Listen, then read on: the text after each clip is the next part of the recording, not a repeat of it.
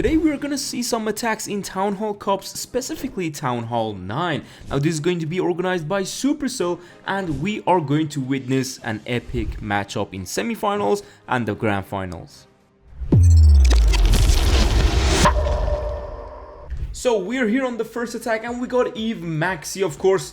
And don't forget his name, like Town Hall 6, okay? He's Town Hall 6. No, I'm joking, guys. He's not actually Town Hall 6. But we're gonna have some Hog Rider action with his attacks. So our first 4 attacks is going to be Hog Riders. And look at that giant arrow, man. In Town Hall 9, you can actually giant arrow wizard towers, which is very epic because it helps out with swarm armies like the Hog Rider. Later we're gonna see some Lalo action as well. Now notice how he got the Town Hall. He's getting some funnel and he's specifically sending the king in the base with a nice poison spell onto minion prince and that clan castles. Look at these hogs, man, going back to back, and we got some wizards right behind. Now guys, Town Hall 9 is so broken that you need to have fast hits to triple. Some of you may have already been, like, you know, I would say adapted to this kind of meta like back in Town Hall 16, but if you're new and you're like, hold on, what is going on? Guys, people need to go for time, and these wars are having average time of around 55 to 60 seconds, under 1 minute.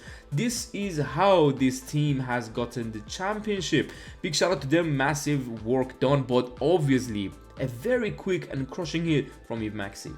So up next we got Mini, which is actually Yo-Yo, I believe. Yes, he's going in with some Hogs too, giant arrow 3 or 2 wizard towers, I believe.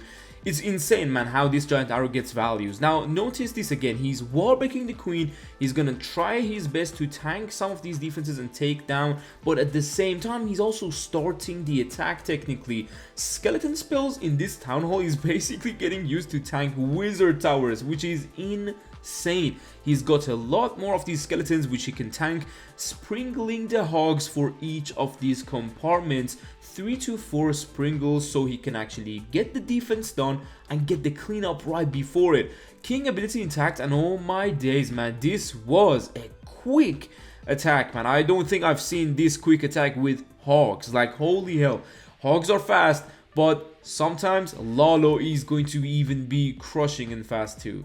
Up next, again, we got Eve Maxi going in with some hogs. Don't forget, he needs wizard towers with the giant arrow. Also, he kind of need a nice little bit of a Sui, but at the same time he needs to watch out for time. So he's dropping king and queen, rage and poison for the minion prince and enemy queen, because he noticed both heroes are at the same area. So it's a very good value. With the jump spell, he's definitely sure with the giant that entire core is going to be down. So what he does now is he's secure with the core. He's gonna go in for the sides, quickly sprinkling these hogs and wizard and skeletons on the sides of this base for each of these compartments, and he's going to absolutely wreck this base. You can already see the power of Town Hall 9, man. It's insane, man. The wars are being so quick, and I do have like this I would say their entire team is one of the best teams probably out there, because they got Vale, they got Exorcist, they got Rico, Eve Maxi, and of course Mini, which is Yo-Yo, as I said on the last attack. And guys, some of these players attack with Lalo, and I can't wait to show you how. So now he is going to go in. Yo-Yo is going to go in, and notice again the queen and minion prince of the enemy. What that means is a nice poison spell for that. He's going to take down some wizard towers, and again notice the wall breakers for the queen. He needs the queen to go and have access to a certain thing, but now he has 2 poison spells, because one is going to be used with the clan castle, which is complete opposite side of where the queen and the minion prince was. Every single one of these defenses are going down with 2-3 hogs, so he's sprinkling at the same time, so these defenses don't target one triple group of hogs and then switch to the other one. So he's spreading the damage in the best way, at the same time cleaning up right behind him. And I would say, man, like, this is the only way to actually win those trophies and tournaments in Town Hall 9. Having this average time with these exact armies that I will show you today, it's crazy. But let's move on to some Lalo. So up next we got this base, and Exorcist going in with some Lalo. Now this is not your typical Lalo. It's going to be kind of like a Sui dive, I would say, but he has rage spells. We're gonna see some haste too, because these 2 spells definitely really I would say heavily speed the Lalo up. Now notice this, the Lalo goes above the wizard towers to try to tank it as long as possible, because if you can see the base building, the wizard towers aren't close to the air defenses, so they cannot get tanked with a single lava hound. But the way Exos is dropping those Lalos, it's insane, man. Unfortunately, his minion prince ability went to, trash. But one thing they use with the minion prince is the henchman puppet, and that actually acts like a headhunter. They can rage it up and they will take down enemy heroes. Double rage obviously at the back end, and he's crushing this attack, but you have to notice the little details. I know the attacks are quick, man, but that's just how Town Hall 9 is. We're gonna move on to also more Lalo, and let's go. So now we got Vale and we got another Lalo with 2 hounds, 20 loons, but notice this giant arrow. He's gonna take 2 air defenses and 2 wizard towers. Guys, there is not much left to hit the air, but obviously everyone knows this already with the giant arrow. I believe the giant arrow is really broken, and by the way, this is hard mode. Imagine the regular mode, man, it's crazy. Now he's gonna rage the skellies, he's gonna rage the henchman puppets, and poison for the clan castle. Again, another poison for the minion prince. He is going to have a lot of lava pops on top of him, going with some more loons on the sides. And one thing I want to notice, like on this attack, is a Tesla popping on the 3 o'clock area. He noticed that because he's not too focused with zoom in. He can zoom out and actually check around the base before dropping every single one of his loons. You can do the same with Hogs, you can do the same with either of the strategies. I would say even root strider attacks later in Clash of Clans when you reach higher town halls. You can keep some barbarians. Exorcist is up next, and again notice the giant arrow. This time he's gonna take down 3 archer towers, wizard tower, and a sweeper. It's insane, man, it's insane. But notice the quickness. He's not waiting to see too much. He's going in with the Lalo, 1 hound on each of these air defenses, skeleton spell and poison spell. I keep saying that because it's important, guys.